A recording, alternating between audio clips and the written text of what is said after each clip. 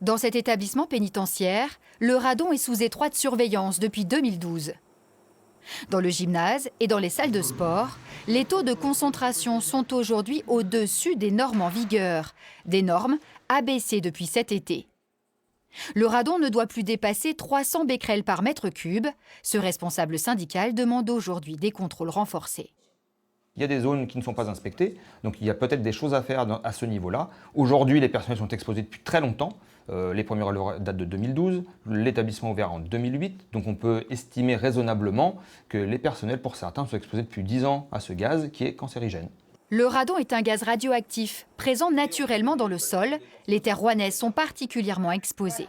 À la suite d'une inspection en 2016, l'autorité de sûreté nucléaire avait recommandé à l'administration pénitentiaire et aux propriétaires du bâtiment d'assurer des travaux d'étanchéité et d'augmenter le renouvellement de l'air dans le gymnase, des travaux de ventilation visiblement efficaces. Ils ont constaté que les mesures effectuées depuis 2012 avaient montré régulièrement que les actions mises en place par le propriétaire avaient conduit à réduire le niveau de concentration. En 2016, le niveau de concentration était redescendu en dessous de la norme applicable à l'époque de 400 becquerels par mètre cube.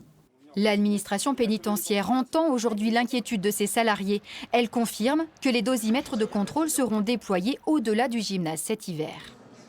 On souhaite effectivement être particulièrement attentif avec le propriétaire pour que les normes soient non seulement respectées, mais qu'elles soient effectivement durablement respectées et sur des secteurs plus nombreux que ceux qui sont initialement listés. Une nouvelle campagne de mesure du radon devrait débuter dans quelques semaines.